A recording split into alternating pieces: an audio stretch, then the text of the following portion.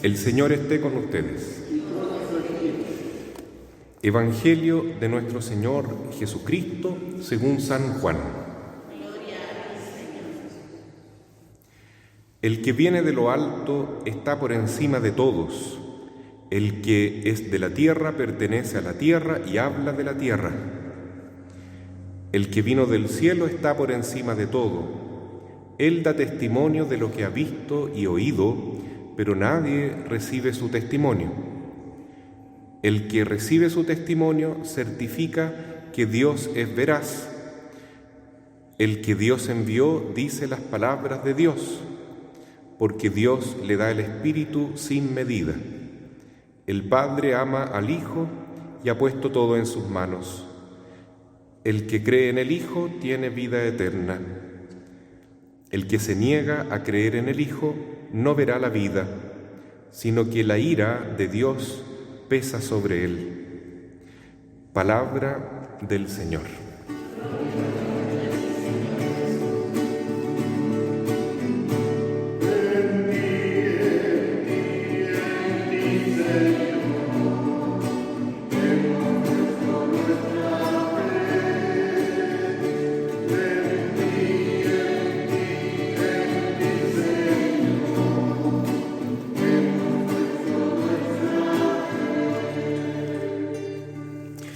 Tomemos asiento.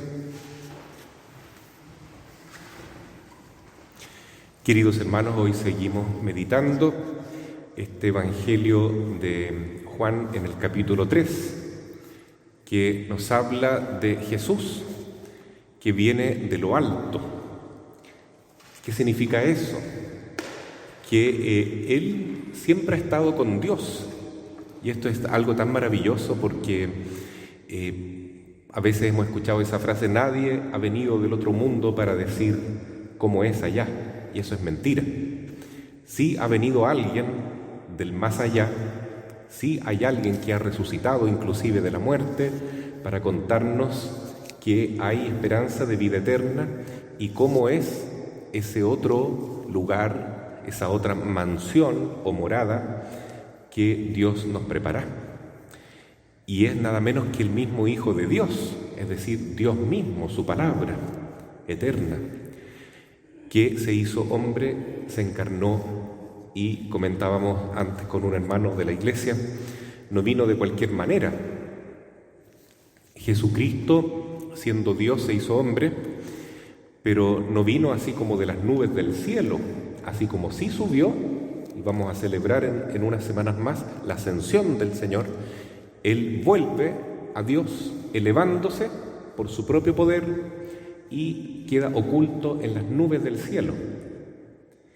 De tal modo que vienen los ángeles, porque están todos así mirando hacia arriba, y le dicen a todas esas personas que Jesús volverá un día en ese mismo lugar, es decir, en la Tierra Santa, en Israel. Ahí está la promesa del regreso de Jesucristo, y vendrá de nuevo entre las nubes, pero ahora con gran poder y gloria. Y vendrá entonces para establecer la justicia y para colocar a los buenos a su derecha y a los malos a su izquierda, y para ir señalando, ¿no es cierto?, es el tiempo de la siega, el tiempo de la vendimia, el tiempo de la selección. Estos son míos, estos son del demonio, se van para otro lado. Y bueno, entonces es tan importante escuchar esta palabra, porque si hoy estamos acá en la iglesia o estamos acompañando por la radio, la misa o por las redes sociales, es porque gracias a Dios tenemos fe. Y la fe es lo más importante, hermanos, en todo esto, porque dice hoy día también la palabra de Dios, repitiendo San Juan, para que no se nos olvide nunca, una y mil veces: el que cree tiene vida eterna. ¿Quién podrá salvarse? ¿Quién estará entre los elegidos del Señor? ¿Quién tiene la marca en su frente del Hijo de Dios, esa tau, ¿no es cierto?, esa cruz que representa a los elegidos de Dios? El que tiene fe. Y el que tiene fe es el que acoge a Cristo en su corazón. Dice que el que tiene fe tiene la ternura de Dios, tiene el amor de Dios asegurado, el perdón de Dios. Aunque todavía experimentemos las consecuencias del pecado en nuestra propia carne, aunque el mundo muchas veces nos atrae y nos hace tropezar, aunque el demonio con su astucia nos engaña, pero seguimos buscando a Cristo con todo nuestro ser, con todo nuestro corazón, ¿no es verdad? Es porque tenemos fe.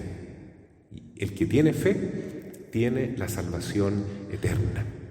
Qué promesa tan bonita, porque ¿qué importa esta vida en comparación con una vida eterna?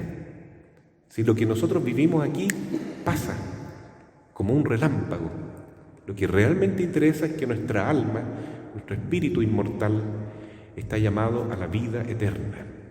Y no para vivir solamente en forma espiritual, sino que esperamos también nosotros ardientemente la resurrección de nuestro cuerpo.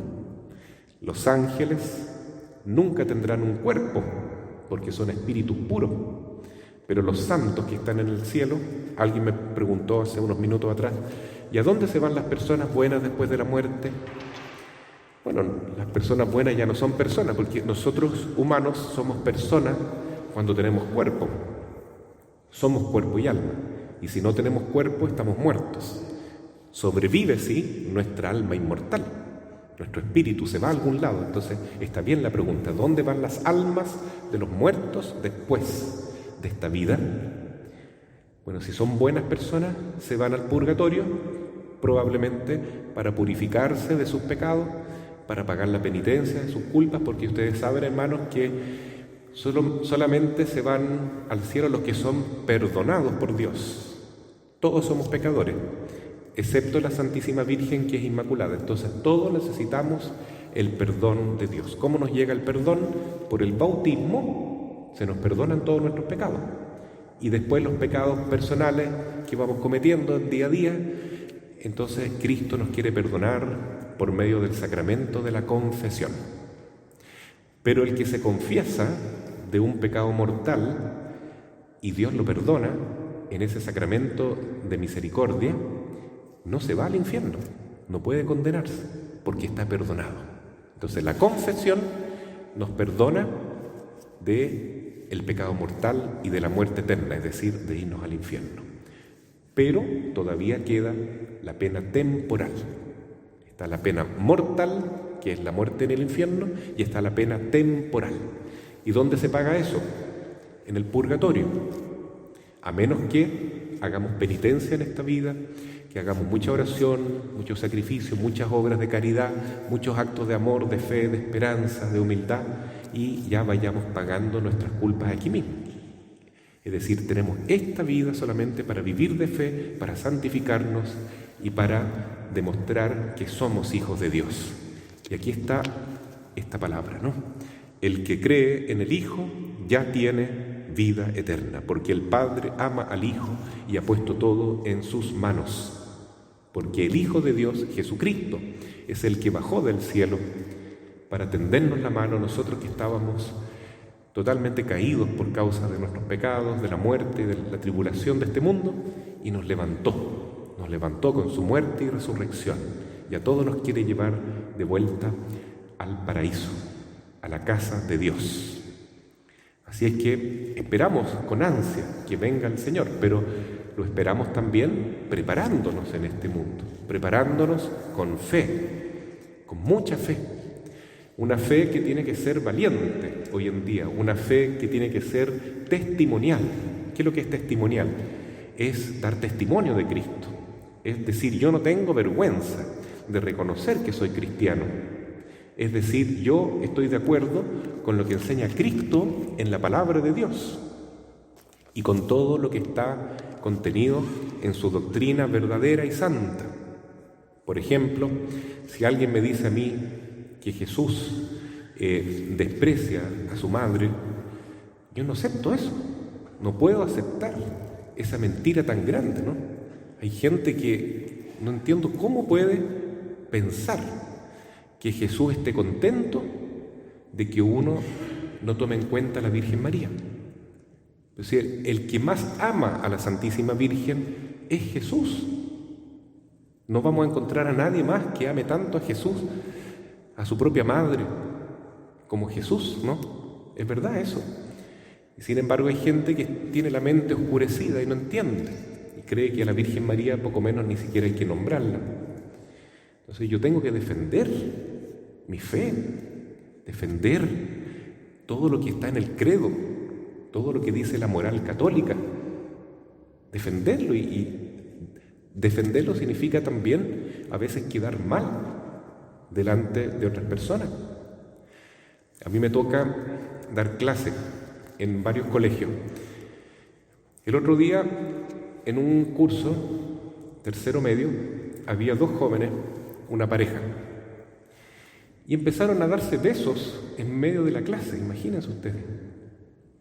Pero qué espanto, ¿no es cierto? ¿Cómo puede ser tanto poco recato, no tanta desvergüenza de ni siquiera poder controlar los instintos dentro de la clase? Entonces, ¿qué hago yo? Les digo a los jóvenes, miren jóvenes, la pureza es importante, la virtud de la castidad es necesario vivirla si queremos ser felices. No hay un verdadero amor sin pureza, sin castidad. Tenemos que tratar de llegar vírgenes al matrimonio. Y me quedan mirando como si yo hablara en chino. Nadie entiende esas palabras. ¿Qué es castidad? ¿Qué es pureza? ¿Qué es virginidad? No entiende, ¿no? Parece una locura lo que uno está hablando. Y sin embargo, es la enseñanza de Jesús. Y no solamente de Jesús, sino que del Padre Dios, de Moisés, que dice: no cometerás fornicación, no cometerás adulterio. Sexto mandamiento. Yo le digo a los jóvenes: chiquillos, vamos a ver este video de filosofía. Les doy permiso para usar sus celulares. Y de repente uno empieza a caminar por medio de la sala de clase y algunos están visitando páginas bien indecorosas. Ustedes imaginarán, ¿no es cierto? Entonces, también uno peca con la mirada, ¿no? Y la palabra de Dios es clara, dice: no codiciarás, no desearás la mujer de tu prójimo.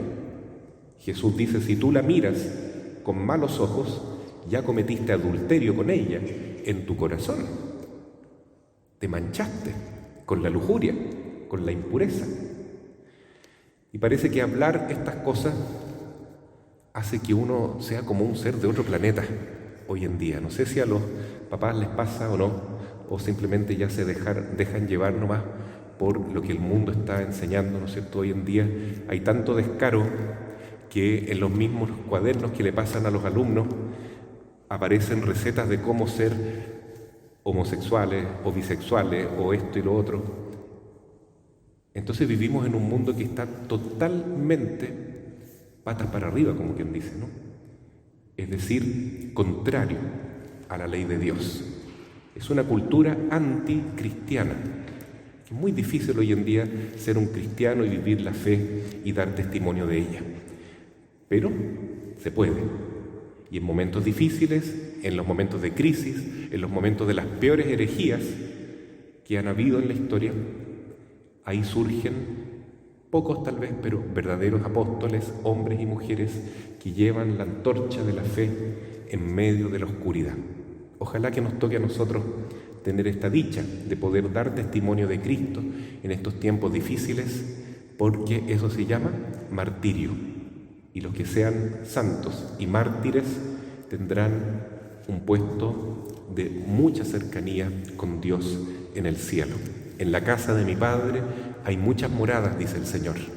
Todos los que se salven van a ser felices, pero unos van a ser más felices y otros también van a ser muy felices, pero no tanto.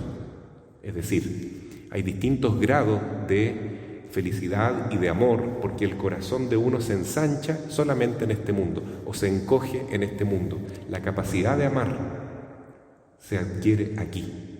Este es el tiempo para dar testimonio de Cristo y para crecer en la fe y en nuestra fidelidad al Señor. Solamente el Señor viene de lo alto, solamente Él es el Hijo de Dios, verdadero hombre, y si es así, le entregamos todo nuestro corazón al Señor, para que Él gobierne nuestra vida y podamos entonces ser fieles a su palabra con la ayuda de su Espíritu Santo y de la Santísima Virgen, que es el molde de todos los santos. Dije antes que Jesús no vino de las nubes así, sino que vino por la Madre, por María. También nosotros estamos llamados a ir al corazón de Cristo, pasando por el corazón inmaculado de María. Así sea. Amén.